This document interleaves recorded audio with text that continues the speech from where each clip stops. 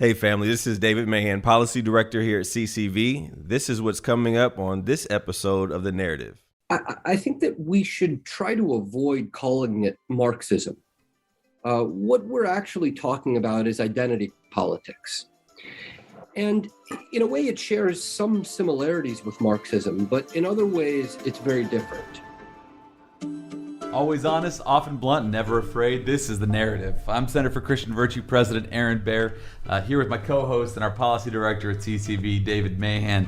We're continuing this volume in The Narrative on Marxism, and really excited about the guest we had this time, Arthur Milikh from the Claremont Institute. I have a lot of respect for Arthur and the Claremont Institute, especially the way that they are critically looking at culture and society today, and thinking honestly about what are the conservative solutions to these things, and thinking big about those problems. So thrilled to have that conversation. But for our opening today, we're doing something a little different here because there's obviously a lot of news going on. But we made some news this week we introduced the language to the backpack bill. So here in Ohio, we actually introduced the backpack bill back in a few months ago, but we just introduced it as a legislative intent bill to say, hey, it's the intent of the state to introduce to have a program called the Backpack Bill, make every child eligible for a scholarship or an ESA, an empowerment scholarship account to attend the school of their choice. Well, earlier this week, we actually got the finalized language of the bill. It's some 180 pages, something like that. Most of it's in the first 13 pages or so, but took some time to actually get it drafted. The state just passed the budget, so we need to make it work with the new budget, all of those types of things. And we had a press conference earlier this week with about 30 students there, lawmakers, educators, our representatives, our sponsors, Representative Reardon McLean and Representative Marilyn John, and have had some great press from it, great attention from it, some great momentum all around.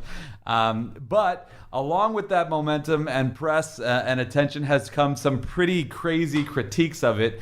And there's nobody better to debunk the myths around school choice than the executive director of our Ohio Christian Education Network, Mr. Troy McIntosh. Troy, thanks for coming on, man. Thanks for having us. Glad to be here. David, did I say anything too nice about him? Or? No, I actually like Troy.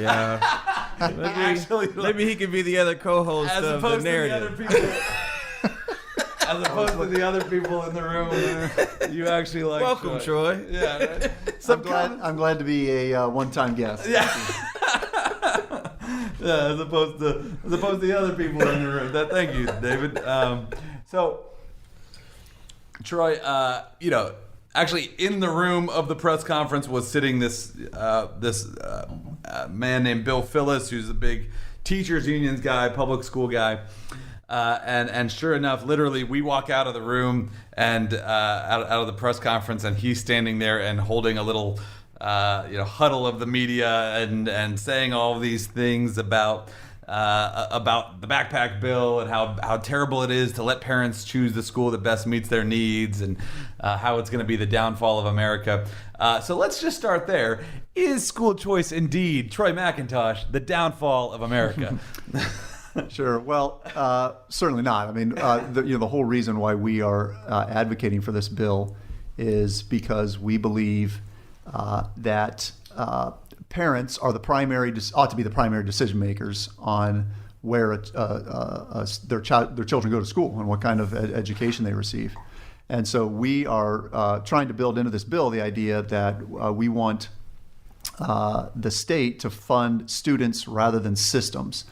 And the system that we have is something that we believe is essentially broken, which we believe a big contributor to that, and there are complex reasons to this, but a big contributor to this is currently in Ohio, like most states, the state compels students to attend school, and yet the same state that is compelling that also controls the curriculum, they control the structure, they control the hiring and personnel decision making.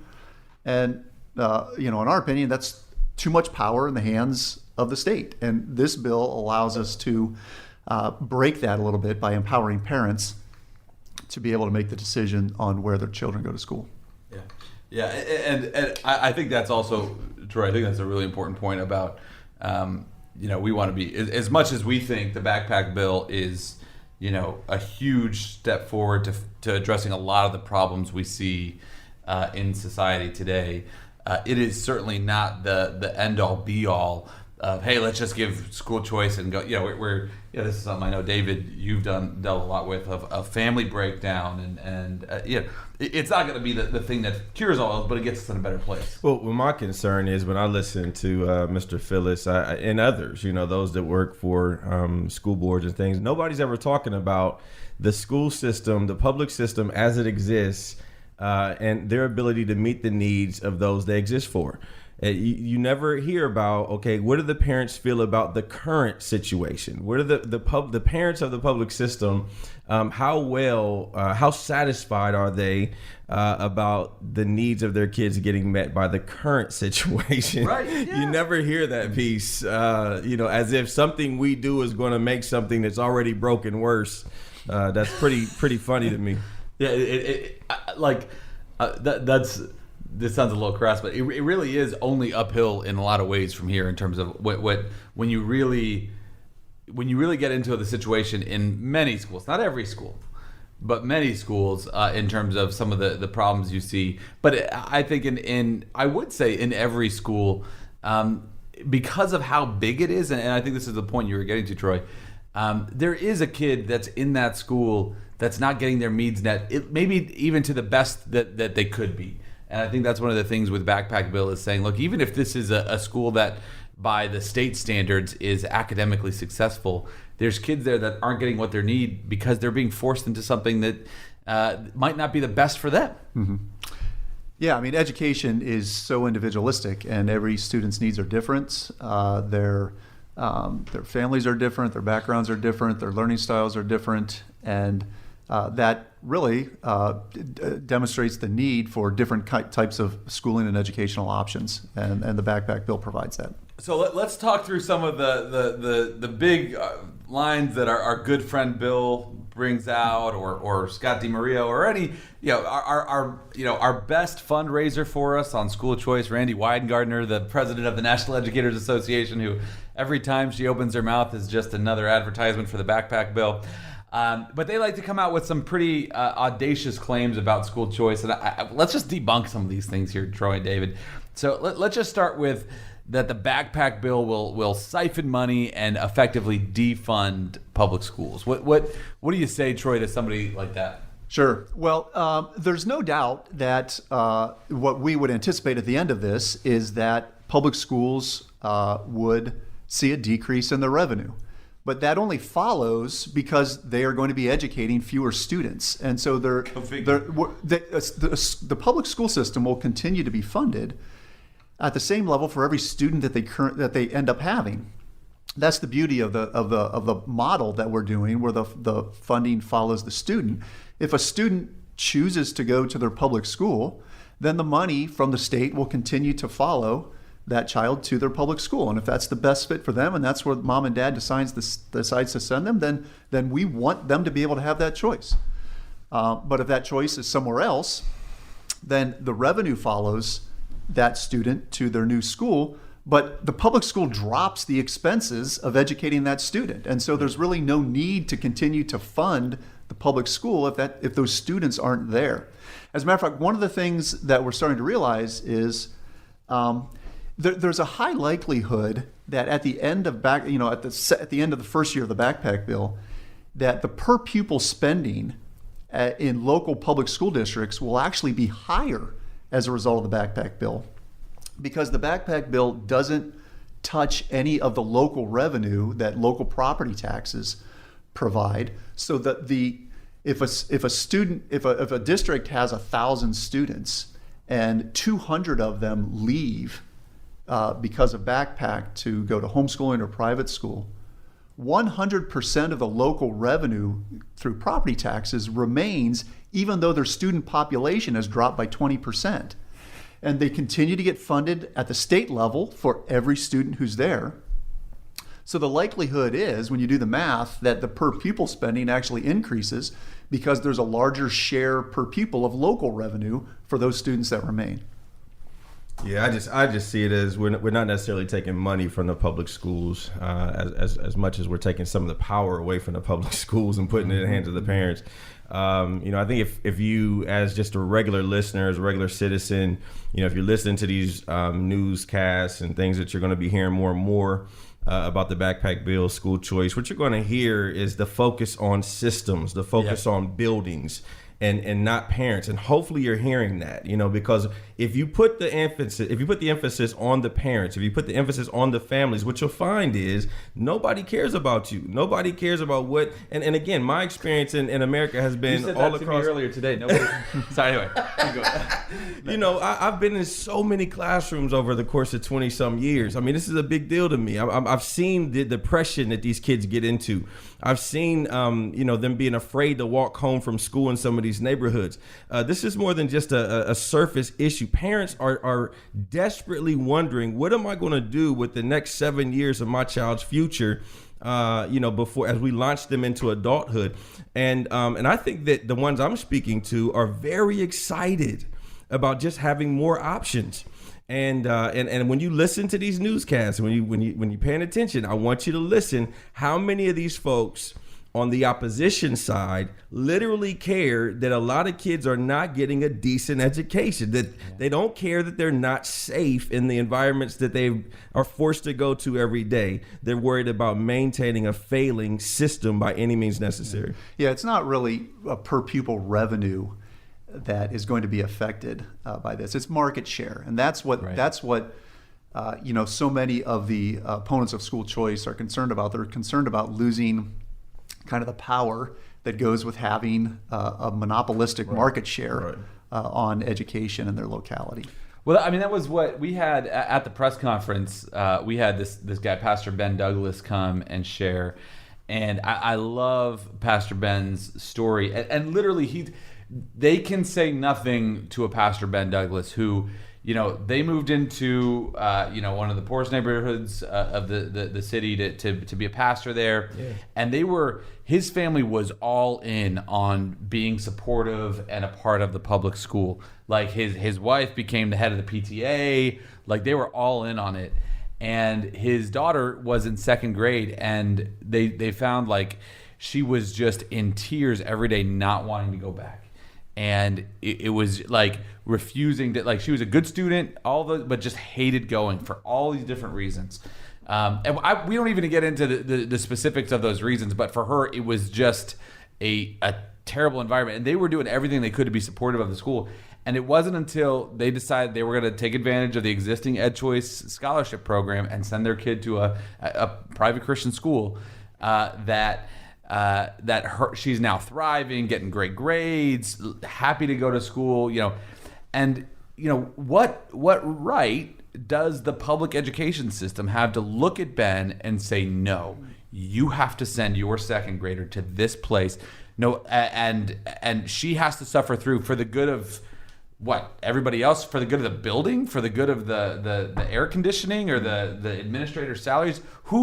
Who is the one that is going to that needs to have this second grader suffer like this for no reason? Right, but if you're not focused on the second grader, right. if you're not then what produced the Pastor Ben Douglas was seeing firsthand what that second grader was being exposed to, what that second grader was not receiving in terms of a quality education. Unless you see that, and think about it, how many of us have been in a classroom since we've graduated? Right? Nobody really knows what's going on. And so I think, just the fact that we're having this conversation, that it's at the point of policy level now, is so encouraging to so many parents I know who are trapped. Well, one of the kind of a second myth that comes out of this discussion is the claim that because school choice programs siphon money away from the public schools, those kids who remain in the public schools are harmed somehow. Yeah, you brought this up at the press conference. The research actually shows the opposite happens. When choice is introduced into a market and a certain percentage of those students leave, the students who remain in public schools actually experience an increase in their academic performance levels. And the effect of that increase is larger than even what has traditionally and historically been known to be have the largest effect on student performance, which is introducing a high quality teacher into the classroom. Introducing school choice into a market has a greater effect than even putting a high quality teacher in the classroom. So those students who remain are actually, even though they don't take advantage of the choice, well, I mean, they do, they choose to go to the public school, but they don't leave, they are actually gaining from this. So, you know, the opponents to this sometimes couch this as this is just a grab by people who want to go to private schools. And we're saying, no, this is good educational policy for every student in the state, regardless of whether they leave their public school or not. No, I mean, it's one of these things that, like, it makes the idea that school choice is anti-public school. You talk about what are the indicators for a school to be successful. I mean, one of the other ones that always pops up is parental involvement, and I think that's one of the subtle ways, and John Stone Street and the Colson Center are so good on talking about what forms culture, but we don't know. You know, the assumptions about culture are the things that actually form it way more than we don't. You know, it's the fish not knowing that it's wet, and one of the subtle things that the way we've done education in America for so long has done, intentionally or not, that can be debated, is it's let parents, and it's actually incentivized parents to check out by just saying, what's my zip code? This is where I send my kid. And again, for whatever for whatever reason we've done that, and there's probably good reasons. I know there are some legitimate reasons around that. We've taught parents that they can just kind of, you know, set it and forget it type of thing. And we know the more parents are involved in a kid's education, the better. And that's, again, one of these things with school choices. Now, like you said, it's not just that they're the families that are choosing to go to private school or homeschool or whatever, that they're making a choice. Now you actually have the families that are staying making a choice. Mm-hmm. Yeah, and we're allowing parents to decide which criteria they're going to use to determine, is this school helping my child? This is really maybe a third myth that comes up quite a bit. And that is, opponents will argue that students who use choice to go to a private school don't show any academic gains by doing so. And they argue, why are we defunding public schools to send these kids to private schools and they're not gaining any benefit from it? Well, I would respond in two ways to that. The first is there have been 17 studies done on the academic performance of students who go to private schools via school choice programs. 11 of them indicate an academic benefit. 4 of them show a neutral academic performance benefit, and 2 of them show a small academic decline as a result. And so the school choice advocates, that math adds up. I just wrote that. So yeah, so the school choice advocate, and that was from a person who didn't have school choice growing up. Exactly. Right. But they latch on to that and say, oh, the results are mixed and so forth.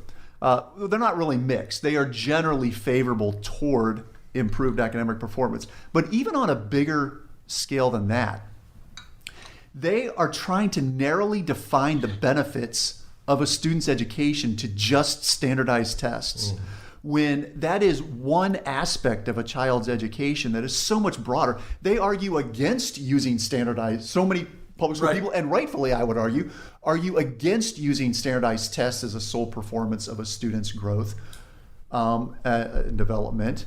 But here they're arguing as that should be the sole criteria. When parents are concerned about other things, when you survey parents, they're concerned about a safe and healthy environment. Right. They're concerned about opportunities and access that a student would have to programs. They're concerned about where will this education lead them, educational attainment down the road. A challenging academic, rigorous curriculum. Yeah. And maybe, and just as importantly, they're concerned about things like spiritual development of their children. They're concerned about does the curriculum they're receiving, does the teaching they're receiving aligned with deeply held beliefs that the family has. And so this is what the bill does. It empowers the parent to decide which of these criteria is most important to you, and then go find a school that matches those most important criteria. Well, and that was the thing to that end in terms of like empowers the parent to make that decision. You know, we said this at the press conference. The big thing right now is all these parents showing up at the school board meetings, right, and protesting, and you know, the National Association of School Boards trying to get all these parents designated as domestic terrorists because they're ticked off that their kids are having, you know, are being told that they can choose their sex, or that they're, you know, forever oppressed or forever an oppressor, and you know, the best answer to all of that is like, look, it seems like you schools don't want these families in your schools. That's pretty obvious now that you're calling them terrorists. Then let them go. We've got a solution. We got a real solution for you. If they get a safe space, my kid gets a safe space too, right? I get to choose my kid's safe space. No, seriously, it's the answer, and this is the thing to me about school choice. And my wife, I got home last night, and she was all fired up about this because she's like, there's no legitimate argument about this. It's the thing you talk about how school choice benefits public schools. It's common sense. You know, what's one of the biggest things that public schools advocates say all the time? Oh, our class sizes are too big. Oh, it's so bad. That's the problem we have is our class sizes are too big. Well, how about we let some of those kids go elsewhere instead of just building more buildings, or that you can't turn the air conditioning on in Columbus Public? Like, let's let some kids go elsewhere. And now, we have all these problem kids. Well, now you can spend more time with those problem kids. It literally, the data backs up what common sense already tells us of, yeah, you want to have smaller class sizes, let the kids that want to go elsewhere. And it's one of these things that there's probably no better example. And I feel like finally you're seeing parents rise up against, parents not be afraid, I should say, of this. There's no better example of just for years people being bullied into silence because they don't want to be called a bad name, that are now finally just standing up for what's common sense. You know, it just, there really is no argument against something like backpack. Anything else, guys? Sorry, we could go on and on about this, and we've already gone a little bit long. But I don't know, Troy, as you're, you know, you've now been with CCV, you've been a school choice for, you know, decades now. But as with CCV and the Ohio Christian Education Network for about 3-4 months now, you know, what's been the maybe the biggest surprise for you as we're going through this, and you're getting deep into the legislative process? Well, the biggest thing that has changed, I would say, over the last 6 to 9 months is the amount of this overwhelming growth in the support for the idea of school choice. So there have been several polls that have come out that are showing this increasing amount of popular support for school choice. Real Clear Politics came out with a national survey just about a month ago that shows a majority of parents of school-age children in both parties now support the concept of funding following the student. 74% of parents overall. It's just this overwhelming majority of parents are now calling for this to happen. And so we see, you know, this is a kind of a dovetailing of a number of things that are causing this. But I think parents are finally getting to the point where they're asking for change in the way education is financed, structured, and funded. And as somebody who has worked directly in the classroom with hundreds of teachers over the years, they have been waiting for opportunities as well. There's a lot of teachers who are trapped, who are looking for other opportunities, who are tired of having to kind of suppress what they feel is right and wrong and things of that nature. And I think I would like to say that, listen, I love teachers. I mean, we will always need quality public school teachers. And in my opinion, they some of the cream of the crop and the people that I've ever worked with. But I just, again, the focus here is not that all public school teachers are bad and not doing their jobs well. I just feel like they've been handcuffed for a long time. I feel like the system that's been developed around them has been a system that has caused them to not be able to be successful with 30 some kids in the room, and you can't discipline, and so many, just you can't send a kid out of the classroom who just refuses to do well, and there's no system to take care of that child who really shouldn't be in that system. They need a little bit more attention. So just thank you to all the public school educators that are out there. Keep doing what you do. And hopefully you benefit from this backpack bill as well. No, I think it's pretty clear that when you just set aside and you look at the data of it, the stories of it, the people of it. I mean, that's the thing that, again, even at that press conference, when we were taking questions from the media, you get, oh, is this going to defund the public? And Troy, I thought you did a great job. I thought the sponsors did a great job of going back to the people of it, the people that would in the education system, that everybody wins with this. The only people that would potentially lose with this are empire builders that are sheerly concerned with maintaining the status quo. And when you look at the real realities of what's happening, not just from a biblical worldview standpoint, but academically and everything else, we can do so much better. Well, that's a great place to wrap here. We're going to take a quick break on the narrative and then come right back with an incredible interview with Arthur Milikh. Center for Christian Virtue seeks the good of our neighbors by advocating for public policy that reflects the truth of the gospel. We empower people like you to have a voice in the culture on the most important political and cultural issues of the day. Through our public policy advocacy, grassroots activism, Church Ambassador Network, Ohio Christian Education Network, and Christian Business Partnership, there are countless ways for you to get involved. Join the movement today by visiting ccv.org or by clicking the link in the show notes. That's ccv.org and click Join the Network. Stories are a way we relate to one another. It's hard to underestimate their importance. Wessler Media is here to help you preserve those stories that you hold dear. We'll produce a personal podcast, an audio scrapbook that will preserve those memories for generations to come. Get in touch today. Call toll-free or text 1-833-38-STORY, 1-833-38-STORY, or visit WesslerMedia.com. That's WESSLER media.com. And welcome back to The Narrative. We're so grateful to have our guest, Arthur Milikh, with us here today. Arthur is the executive director of the Claremont Institute's Center for the American Way of Life. His work focuses on the tradition of American political thought and the freedom of speech. Before he was at the Claremont Institute, he was the AWC Family Foundation Fellow at the Heritage Foundation. And before being at the Heritage Foundation, he was at the House Committee on Armed Services and at the Hudson Institute. Arthur's writings have appeared in the Claremont Review of Books, National Affairs, City Journal, Real Clear Politics, Law and Liberty, and American Greatness, all over the place. Google his name, you'll find a lot of great stuff that Arthur's written. And he holds a BA from Emory University and a master's from the University of Chicago, and is a PhD candidate at the Catholic University of America. He was a Lincoln Fellow in 2016. A great resume there, Arthur. Thank you so much for joining us. Thank you very much, guys, for having me. It's a pleasure. Yeah, absolutely. And Arthur, we have so much we want to cover with you and so much ground to go through here. And really, as we're going deeper and deeper into this conversation of Marxism, we want to get to everything that we're seeing in American culture and politics today. But one area that, you've got some experience and expertise in, I should say, really is the Russian and Soviet experience and everything that's happened and is happening in that area today and in the past. Can you speak to a little bit what has been for the average citizen of the Soviet Union? Let's go back, several decades. What was their experience of Marxism, and especially juxtaposed against, maybe the rosy picture that a lot of folks want to give of Marxism today?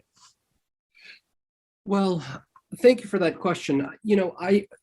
Strangely, my family kind of spanned both the rise, kind of the crest, and then the fall of the Soviet Union. My grandfather was born in 1912, and he was of that, maybe second generation of people who were formed as citizens of that regime. My parents grew up in the 60s and 70s there, and then left in the 80s when I was, a little turtle in a shoebox, transported to America. And the basic point is that I think that in my grandfather's generation, the generation of the Second World War, there was still some belief in the Soviet cause. Although the truth is, it was kind of interrupted by the war because, the war was such an all-consuming experience for every citizen, for every person in the Soviet Union, that had nothing very much to do with Marxism or Leninism. But we've never had these kinds of wars, thank God, in America. I mean, imagine, in 3-4 months, 1,000 miles of your territory being conquered. Just unbelievable things. And, that did interrupt the ideology to some degree because it required a kind of nationalism to fight off the conquest. But my sense is that by the 50s, mid 50s, early 60s, a lot of people had lost their faith in the project. And by my parents' generation, it was just known that this is a kind of tyranny in which private people live and try to kind of shake down the system, get whatever things they can out of it, be agreeable. But nobody was already a firm believer in the propaganda. And that is, that accelerated. So I actually think that there was vehement, fanatical belief in the beginning, in the 20s and 30s. The war interrupted it. And then after the war, especially when all the crimes came out, when everybody had a family member in a gulag, a lot of people had a sense that it's a deeply rotten system. So, Arthur, your family is Jewish. Rod Dreher, in his book "Live Not by Lies," writes quite a bit about sort of the Catholic and the Orthodox and other sort of Protestant experience of people of faith in the Soviet Union. And plenty of other people have written about this as well. What was it like for religious people in the Soviet Union under this Marxist regime? Well, that is something that is difficult for me to comment on, after all, because I came here when I was such a boy, when I was such a tiny boy, and, I didn't live there for very long at all. But look, I think that one of the best authorities on this question is Dostoevsky. I mean, he's there are kind of two competing geniuses of that era in Russian literature, Dostoevsky and Tolstoy. And Dostoevsky ended up being more right than Tolstoy on what was coming for Russia. And he saw very clearly that, or his position anyways, was that Russia is trapped between kind of Western scientific nihilism on the one hand and Eastern despotism on the other hand, literally geographically trapped between those two things. And he hoped that Christianity would find a home in Russia. That would be the place where Christianity and modernity prospers. But he knew that if kind of, Marxism, something along those lines, let's say egalitarian tyranny, to be more precise, would prevail, then the church would be one of the most direct enemies. And it proved to be so. I mean, churches were destroyed, priests killed.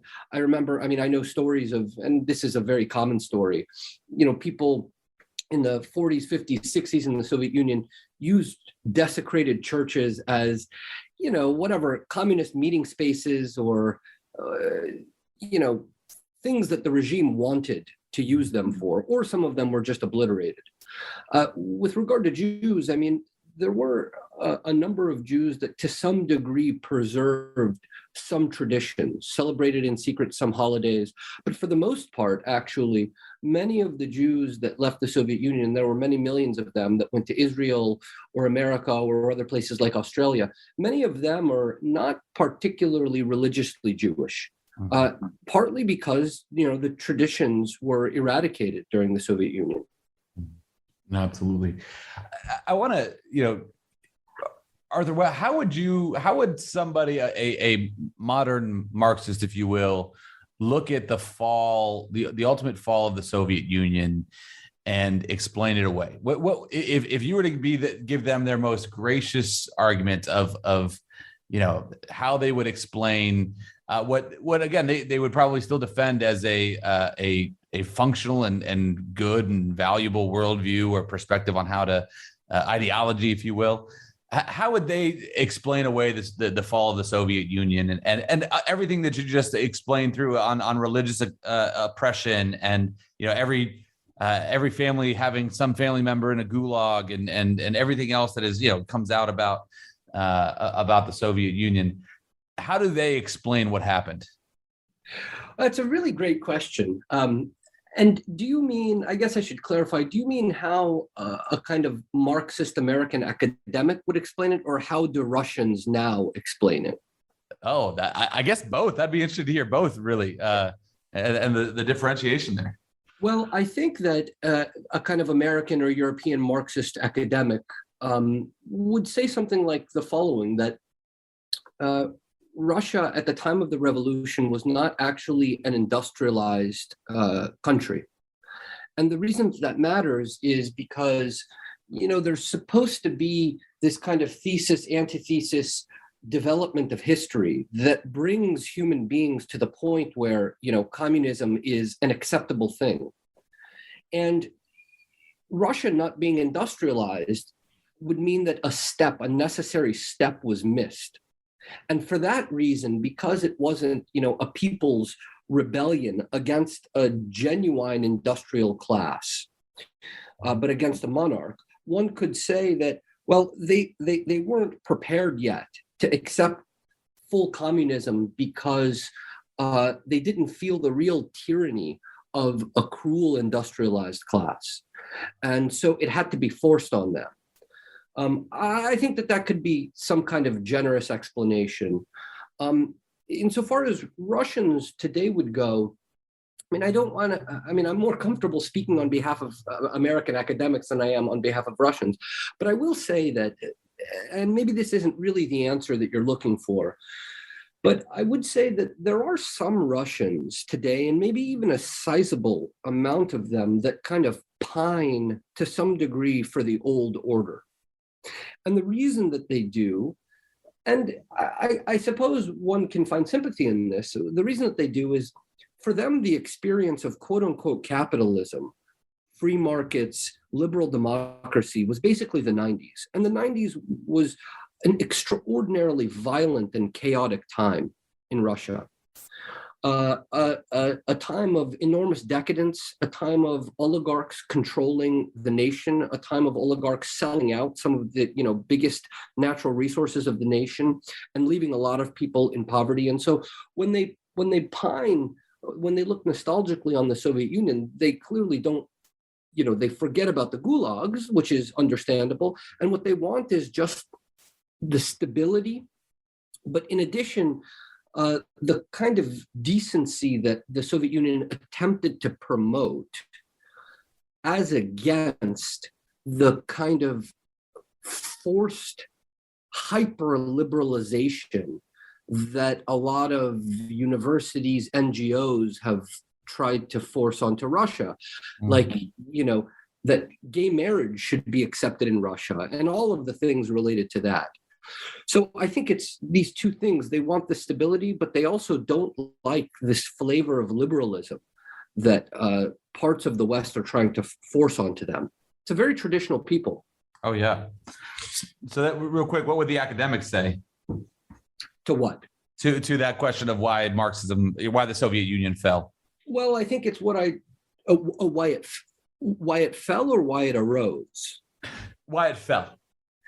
Why it fell. I don't think that they study it very much. And I think that if they do, they probably give some kind of, semi-phony answers about budgetary issues, that they really could have had a better economic strategy and therefore they wouldn't have gone bankrupt, and they could have, treated some of the dissidents more kindly. But I think that these things are exaggerations.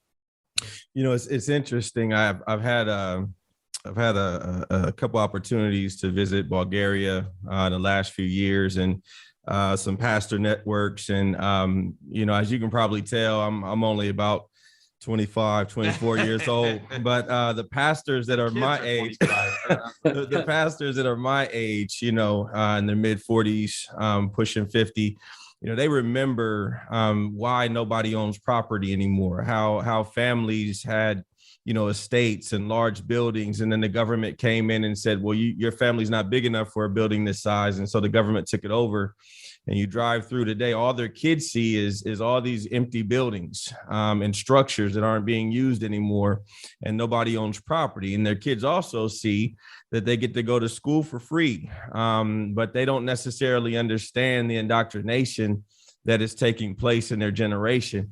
With this series on Marxism, and even the prior series of talking about race, seeing the slow fade of how all of this stuff kind of permeates into a society.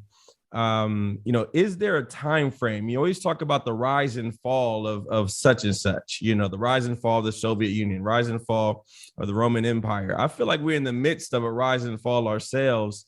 And do you have any sense of time frame as we transition into what's happening here in the United States listen, we better turn this thing around pretty quick, or we're going to have our own rise and fall story? Yeah, well, there are many, many reasons to be critical of the Soviet Union, but we should be able to look at other countries, even ones that we justifiably dislike, and try to elicit some of the things that they did well. And this is kind of a problem of our side, that once we find an enemy, we just hate everything about them. But one of those things is the Soviet education system.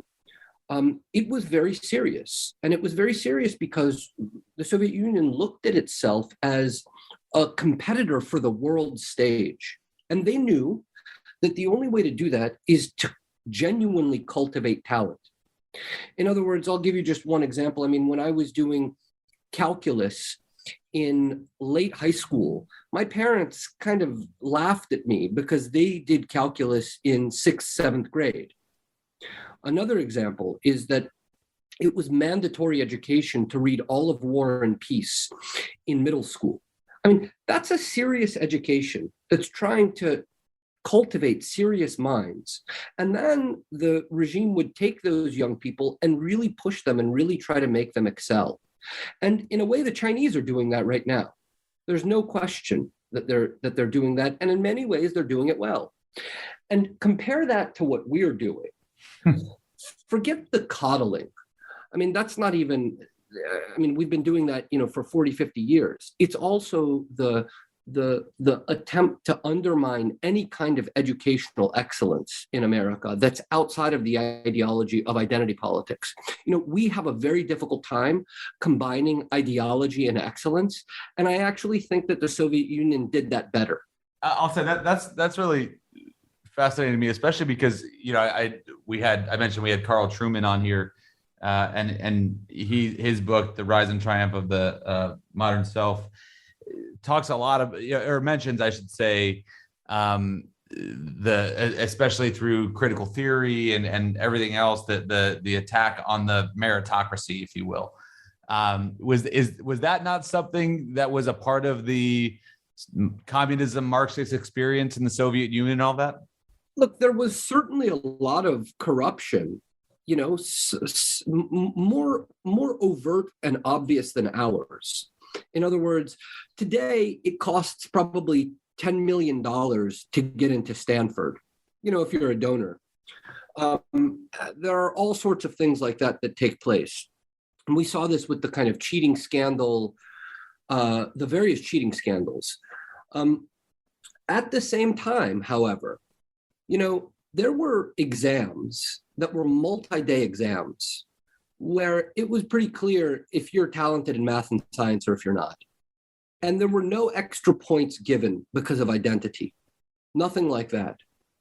So, I don't know if that's a full answer to your question, but you see the results of it, both in China and in Russia. They're clearly interested and successfully, or Russia and the Soviet Union and China now, they're clearly successfully cultivating a scientific elite that is talented and capable. And this is the way you do it. You push young people and you put them into the right places, and you never make excuses for them, and you try to get them better and better. Arthur, I think the where a lot of this is leading, and the conversations we're having in this volume is, the impact of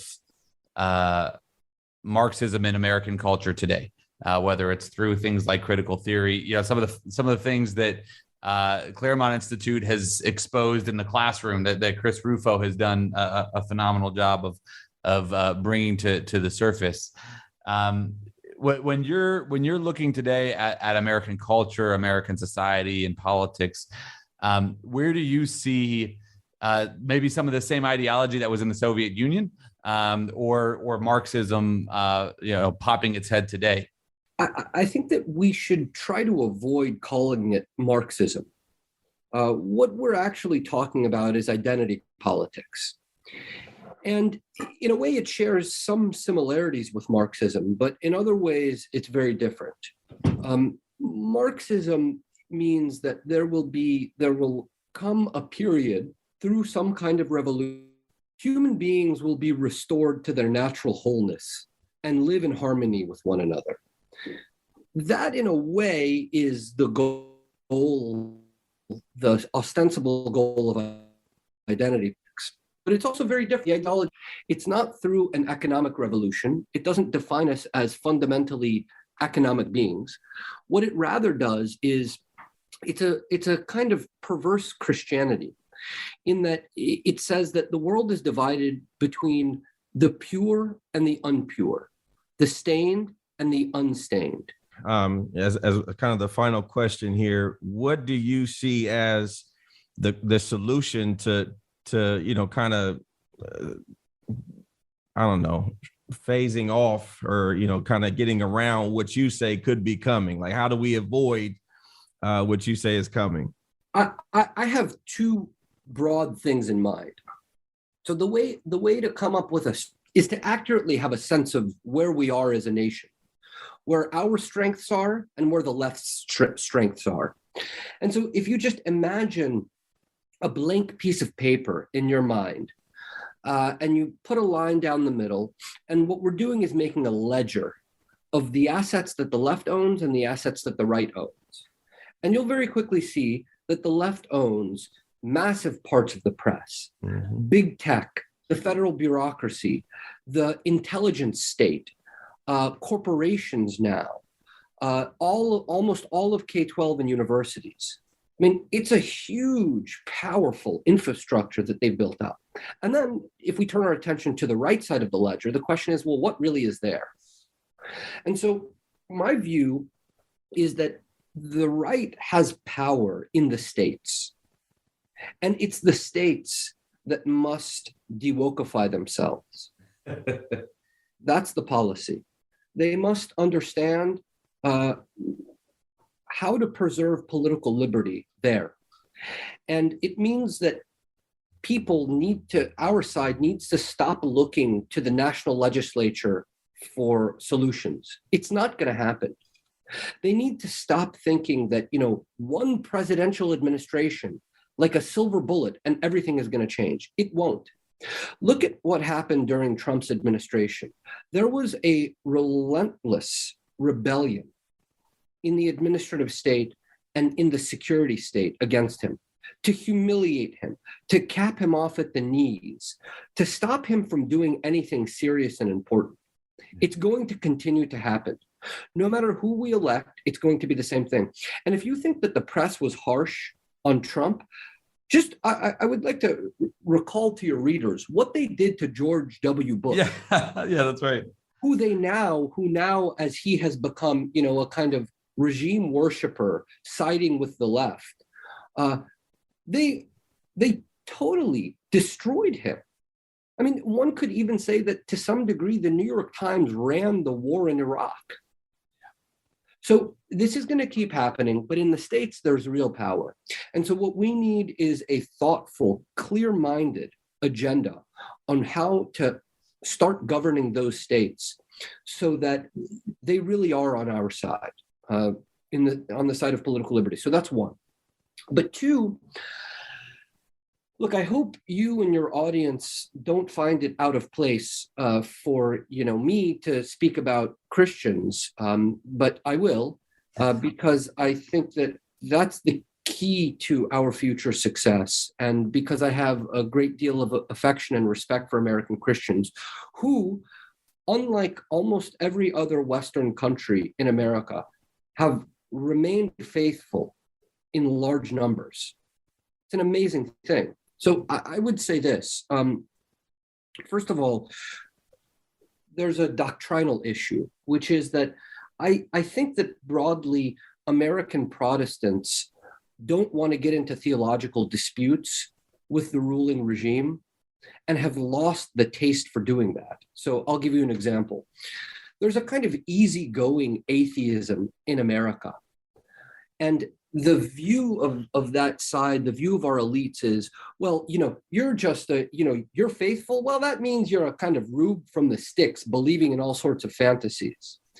But there has been a really deep and intelligent tradition of defending the side of the faithful on theological grounds. I mean, all of these easygoing atheists say things like what I just put into their mouths. None of them can prove that God doesn't exist. None of them have those kinds of arguments. It's all just nonsense swirling in the public square. And there need to be powerful, strong Protestant voices that go after these kinds of things, that call them out. Say, you live, and I would say even shed it of the theological language. Don't get into sin. Just say, you think you live your life as though God doesn't exist. You cannot prove that. There is no way that you can possibly prove that. There needs to be more of that kind of forceful humiliation of easygoing atheism. So that's number one. Number two is, I think that broadly Christians need to stop hiding behind the law, because they lose year after year, inch after inch. Now Christians are retreating to religious liberty. Well, that battle line is not going to hold. The whole regime's legal system is set up to cross that barrier again and again. A baker in Colorado can't choose what kind of cakes he bakes, because they need to be in his conscience, in his mind, to say that, to make that conscience repeat the dogmas. You accept my identity. Until Christians push the barricade further out from them and create real space for themselves that they are not ashamed to live in, the problems are going to get worse and worse. And the numbers of Christians are going to dwindle. And in fact, if there was more intelligent boldness of the kind that I'm describing, you would have many, many more converts, literal converts to your cause. People want to believe, but they need to be shown courage, and they need to have the arguments clearly laid out for them. No, amen, Arthur. Just a few things on that end. I think one, your point about religious liberty is spot on, especially, I mean, for so long, groups like ours have classified the sexual orientation and gender identity laws, SOGI laws, as religious liberty bills. And what we've started pushing back is this is not a religious liberty. This is a reality issue. We've gone so far past, whether you think gay marriage is a moral moral union or not, to what is reality. We've blown past that religious liberty conversation, and we're in such a different type of debate, different type of war, if you will, that I don't think a lot of folks have adjusted to, and that's why. And the other thing, and I should say that the check is in the mail for the fundraising you're going to help us with. 100% right on the. We're right in lockstep on state being the answer as well, in the sense of that's why we talk here about reforming institutions. So big policy ideas, not just sort of affirming First Amendment freedoms on campuses and things like that, which matters and we like. But things like the backpack bill, which we just talked a lot about, that we introduced earlier this week, the language of, to say every kid is eligible for a voucher, a scholarship to attend the school of their choice, and putting parents in charge of where their kids go, not locking them into indoctrination machines, which again, to your point of pushing back, the teachers unions come out and opposed, in their statements yesterday, they were saying, oh, they're trying to push religious educations on kids through the backpack bill, to which our response is, you guys are pushing your own type of secular humanist religious education through critical race theory and all these other things on kids every day. And now we're just going to let parents pick which education they want to get. Well, I agree with a lot of that, but just for the sake of interest, let me push back a little bit on that. We have a mismatch, a huge mismatch that is not in our advantage between left and right. The left's dogma, their doctrines are imperial. They are imperialistic. You may say the right says, well, I just want to live and let live. And I will let you in your communities do whatever you want as long as you let us do whatever we want. But what we always fail to understand is that is not how they think. They deeply care about what you are doing in your communities, and they are going to come after that.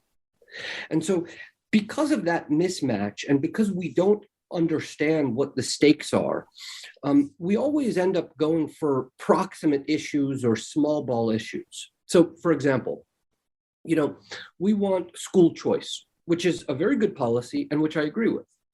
But what we should be doing is defunding universities in the states, making them bleed dry and shut down eventually, and building our own new universities that are for us, that have real liberal education in them. That's the kind of thinking that I'm talking about. In other circumstances, we go for proximate issues because we're too scared to actually go after the real issue. So I'll give you an example. I am very much against abortion, but abortion is the proximate issue which hides the real issue, which is feminism. And we never go after that. If you ban abortion in your state, it's still going to take place in maybe a majority of states. The issue is that there's this understanding that your sexuality, this is a feminist view, your sexuality simply belongs to you. You do with it what you want. And if there's an accident like a pregnancy, well, that's just an accident of you exercising your sexuality. And so we never go after the direct root of the problem. We always either sidestep or we go for small ball policies. Yeah. Well, and honestly, Arthur, I love this conversation because I think a few things. I agree with what you just said, especially around the universities.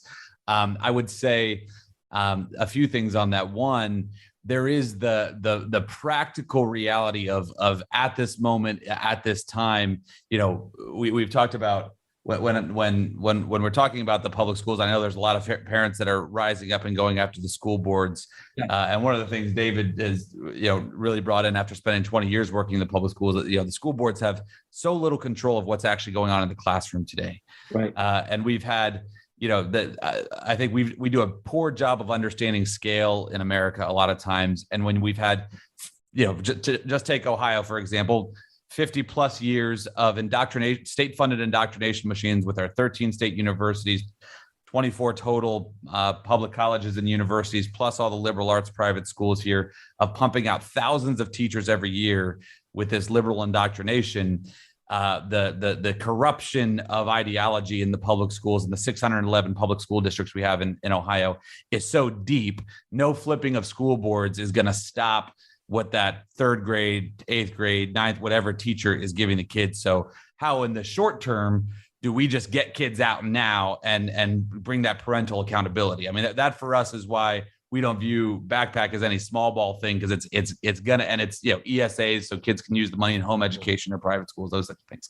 At the same time, to your university point, this reminds me of a debate I recently did on CRT with a state lawmaker that was on our side on this, and we were debating an OSU professor who was, and a number of other folks who was very much supportive of CRT. And that OSU professor was very aggressive, like saying, yes, not just, a lot of times they deny CRTs being taught. He's saying, no, we need to be doing this. This is good. I'm teaching this in my classes and all that. To which, after the debate, I texted that state lawmaker and I said, hey, just keep in mind, you guys just sent $2.5 billion to the state universities. That guy works for you. And just keep in mind, every time we pass a budget here, you're sending $2.5 billion more to that teacher. Exactly. And that's just a perspective we haven't thought of a lot about in our country before. No, that's exact. No, that I couldn't agree more. That's exactly the right attitude. Namely, that we paid for it. We're taxpayers of the state. That university belongs to us. Yeah. And we are not going to allow this to happen anymore. We are being defrauded. Our children are being indoctrinated, and we are not going to allow it. That kind of spirit has to be resurrected on the right.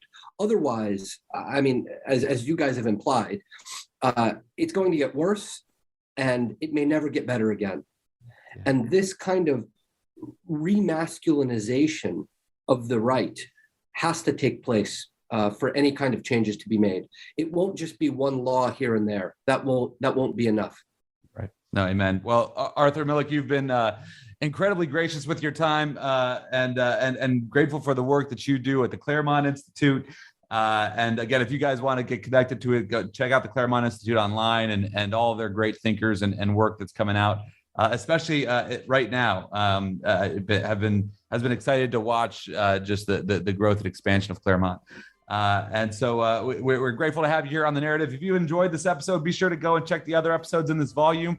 Be sure to give us a great rating and subscribe. And we'll catch you here next time on The Narrative.